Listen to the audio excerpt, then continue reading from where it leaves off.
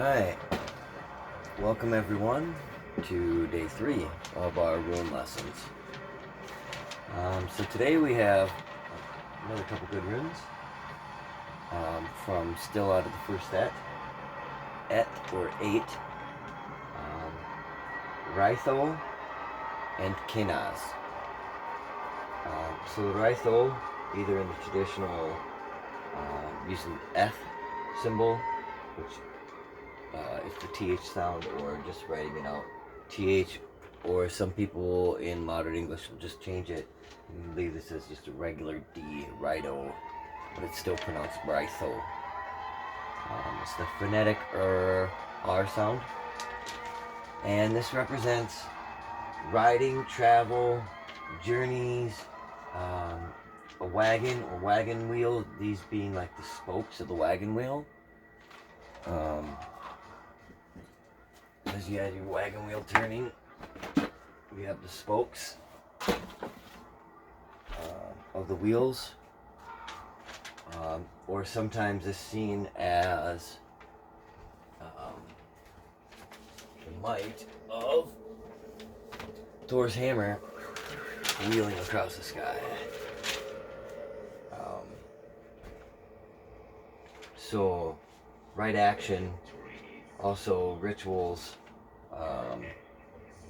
the cosmic cyclic law, religion, magic, progression, movement, travel, rhythm, circular flow, the sun wheel, wagons or chariots. So, in Germanic it was called raiḍa, or raiḍo. Old Norse, reith, or ride. Anglo-Saxon, rath, or rad. Icelandic, reid. Old English, rath.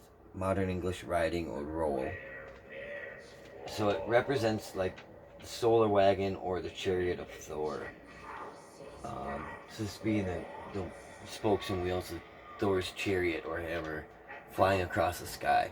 This is where other symbols such as like the swastika symbol, the sun wheel, come from, as well as the Odin's eye, the circle with the cross.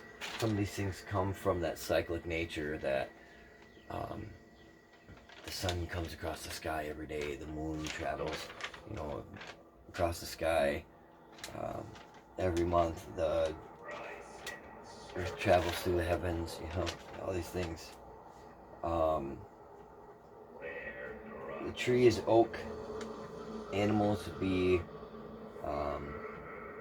the horse, the sow, the ox, or Thor's goats. Also in here could probably be incorporated Hati, who chases down the sun, and the other one that chases down the moon and devours them at the eclipses, as they're kind of cyclic as well. So you can think of this as the wheel under the chariot, and I can maybe zoom in here, show you guys this little symbol here under the chariot in the view of raiḍo down like that. So it's kind of underneath the chariot look. So you think of this sitting sideways, and that'd be the wheels under the chariot.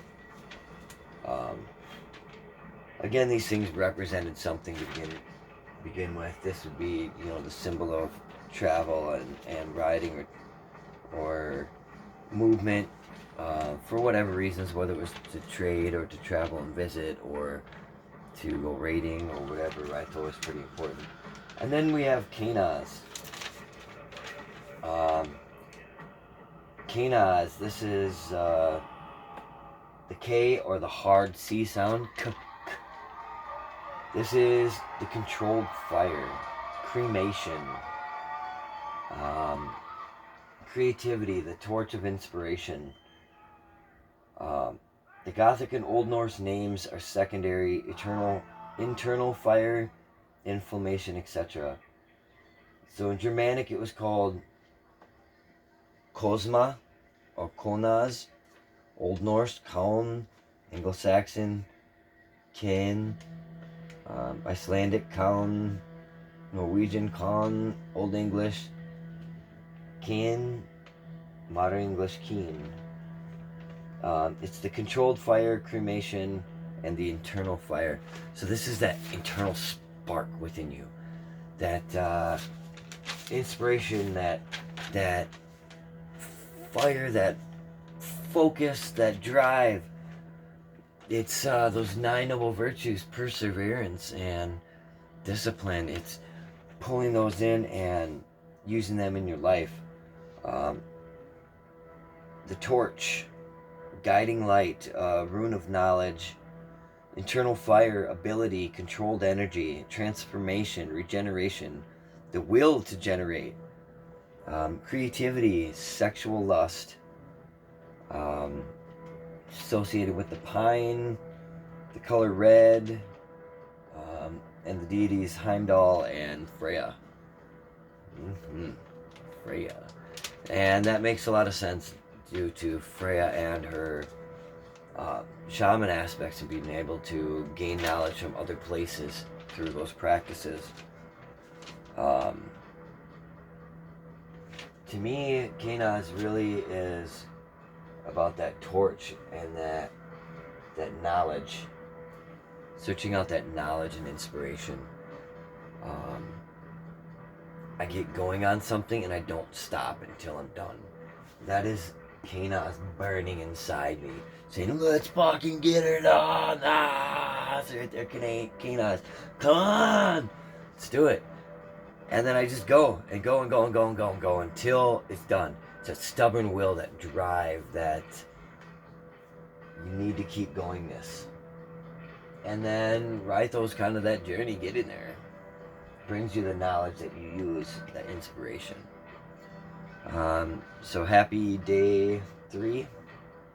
And we'll talk to you tomorrow. Thanks. Happy Yule.